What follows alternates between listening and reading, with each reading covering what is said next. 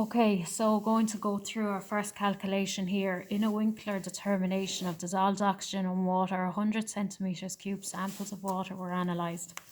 The iodine liberated in the experiment was titrated against 0.02 molar sodium thiosulfate solution.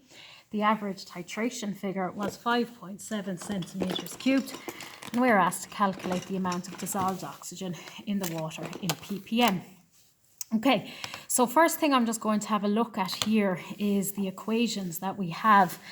Now, the experiments and the calculations in the exam papers can turn and look a little bit differently. So I'm just going to have a look here first at, so this is page 318. And it is example 19.4.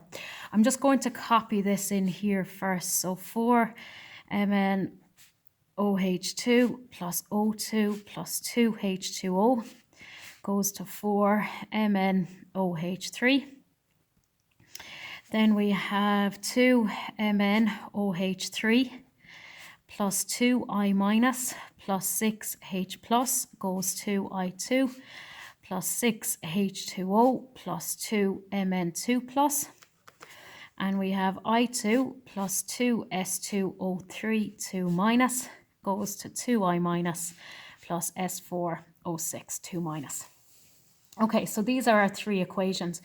And we've looked at this a little bit already in that we are looking at titrating the amount of dissolved oxygen we have against my sodium thiosulfate solution. Okay, so what I'm going to have to do is set up a ratio eventually between O2 and S2O3 2 minus. Okay, I have a few links in our chain. So this is my first equation. So my MnOH3 is my first link. Okay, because that appears in both my first and my second equation.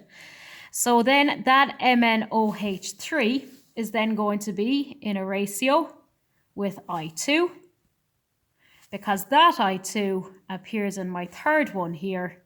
So that is going to be my link between my second and my third. So what I look at now, O2, I have 1, I have 4 MnOH3s. I have 2 MnOH3s in my second equation is to 1 iodine. And then finally, I have 1 iodine is to 2 S2O3 2 minus. Okay, so what I have to do here first is I have to make sure that whatever I have as my ratios is the same inside here. So if I look here, oxygen 1 is to 4, okay? So that's fine. But what I have to do here, in order for these to cancel, this also now needs to be 4. So I have to double this. So that's going to be 4 is to 2.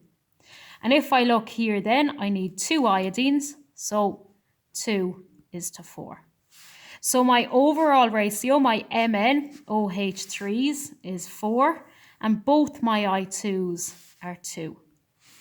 So my ratio here is 1 is to 4.